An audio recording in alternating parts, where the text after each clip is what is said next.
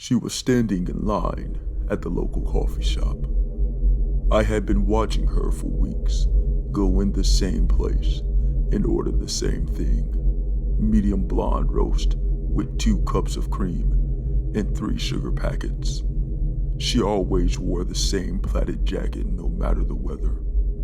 Her favorite color was maroon. I overheard that in a conversation she said with the barista. I should have introduced myself. It's not polite to stare and not do so. But her beauty was too off-putting. She drove a black 2013 Toyota Camry. The front right passenger door had a dent in it. I always wondered if she too had accidents. Her schedule was as follows: get coffee, drive back home to her studio apartment, stay there for an hour or so, then head out for work. She worked at a local library. I do my best to not be in the same place she had been twice in one day, lest she gets suspicious. Her hours are from 11 a.m. to 5 p.m. An excellent job for a college student. I managed to break into her apartment at 4:50 p.m. Her back window was never able to close all the way. I stepped in the single room and looked around at my surroundings. Veronica was messy, very messy.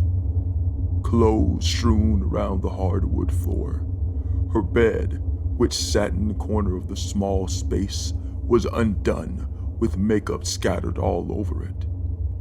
I picked up one of the shirts on the floor and took a big whiff.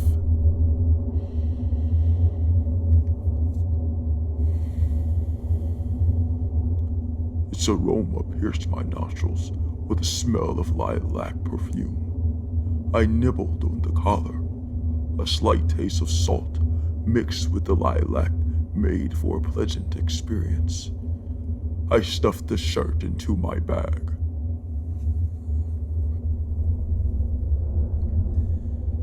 There were pictures hung up on the wall just outside the bathroom. I grimaced at the sight.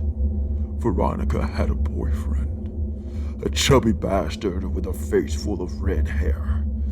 No, this specimen cannot do for my dear Veronica.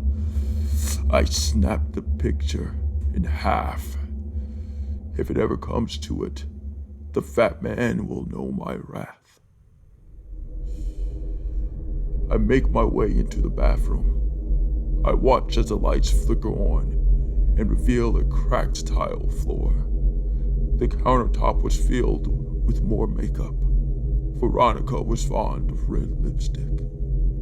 I picked up one. It looked like it was almost done with its useful life. I took off the top and pushed the lipstick up the tube.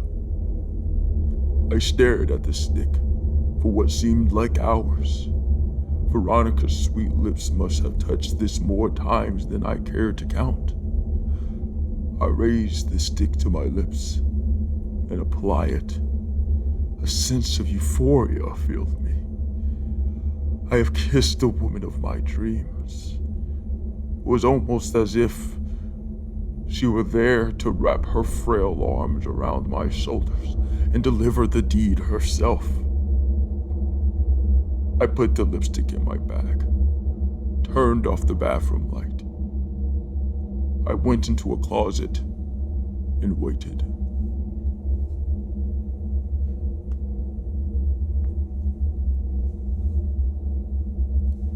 I heard the jangling of keys 10 minutes past 6.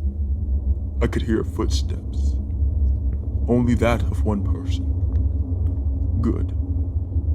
My plans would have been ruined if her boyfriend attended the evening. She was talking on the phone. Something about a local carnival that's in town. I do not know or care who was on the other side of that phone. All I know is that person should make peace with Veronica. I could hear her step into the bathroom and close the door. I stepped slowly out of the closet, hatchet in my hand. I stand outside the bathroom door.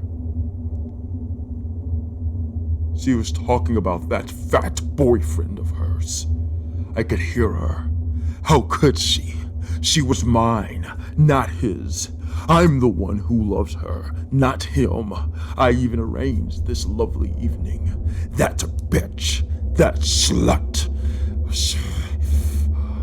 A slow death is too good for her. I no longer want to savor the moment. I stand outside the bathroom door, and I hear the toilet flush. I hear no water from the sink. She disgusts me. I raise my hatchet above my head.